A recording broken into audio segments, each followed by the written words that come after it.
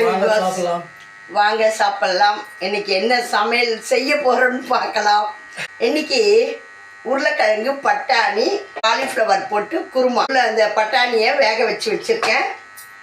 காலிஃப்ளவரை வெந்நீரில் போட்டு வச்சு ரெடி பண்ணலாம். உருளைக்கிழங்கு வேக வச்சுருக்கேன் பாருங்க. பட்டை, லவங்கம், கிராம்பு, அன்னாச்சி. லைக் பண்ணுங்க, ஃபாலோ பண்ணுங்க, சப்ஸ்கிரைப் பண்ணுங்க, ஆல் பெல் பட்டனை கிளிக் பண்ணுங்க, ஸ்கிப் பண்ணாமல் பாருங்க. இது நம்ம அரைக்கிறதுக்காக பூண்டு பாருங்க. பூண்டு தோல் உரிக்காம இப்படி எடுத்து வச்சுக்கோங்க. இஞ்சி, பச்சை மிளகா காரம் ரொம்ப வேணான்றவங்க இது மாதிரி 2 கீனி போட்டுக்கலாம். இப்போ நல்லா இதை நம்ம வதக்குவோம்.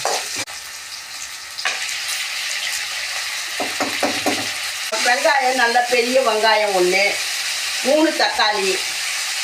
ஏன்னா எங்கள் 2 பேருக்கு இப்போ நாங்கள் சாப்பிட்டு நைட்டு சப்பாத்தி பண்ணுவேன். சப்பாத்திக்கு தேவையான உப்பு இதில் போட்டோம்னா சீக்கிரமாக வதங்கும். நம்ம தண்ணி விட்டு நல்லா நெழுவ அரைச்சிட்டோம். வேக தான் போட்டு பாருங்க. இது அளவு மஞ்சள், மிளகாத்தூள். நான் பச்சை மிளகா சேர்க்காததுனால வதங்க மட்டும்தான் போட்டுக்கேன் இல்லையா. மிளகாத்தூள் கொஞ்சம் கூட இந்த காயை வதக்கி சாப்பாட்டுக்கும் அருமையாக இருக்கும். இப்போ நம்ம இதில் பட்டாணியும் மிளகாத்தூள், மஞ்சத்தூள் எல்லாம் போட்டோம். இப்போ தண்ணி வச்சுப்போம். தேவையான உருளைக்கிழங்கையும் இதிலே சேர்த்துக்குங்க. காரம் நல்லா ஊறும். நான் தோல் உரிக்கலை, ஏன்னா தோலோடு சாப்பிட்டா ரொம்ப நல்லது உடம்புக்கு. வாழ்வு தொல்லையெல்லாம் போகும். ஆகையினால தோலோடு போட்டிருக்கேன். கொஞ்சம் தண்ணி சேர்த்துக்கோங்க. மூடி வச்சு கொதிக்கட்டும். வியூவர்ஸ் பாருங்க, நல்லா சுக்காவாக ஆயிடுச்சு. இப்படியே வேணும்னாலும் பாருங்க இந்த மாதிரி தொக்கா அள்ளி வச்சுக்கலாம். இதை கொஞ்சம் நான் அள்ளி வச்சுக்கினேன். சப்பாத்திக்கு குருமாவுக்கு தேங்காய் ஊற்றாமையும் சாப்பிட்டா நல்லாயிருக்கும், தேங்காய் ஊற்றி சாப்பிட்டாலும் நல்லாயிருக்கும். இப்போ நம்ம இதில் தேங்காய் ஊற்ற போகிறோம்.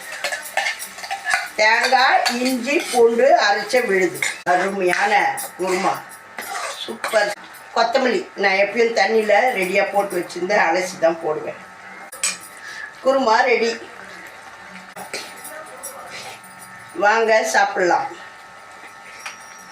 பட்டாணி, உருளைக்கிழங்கு, காலிஃப்ளவர் போட்டு குருமா சாப்பிட்டு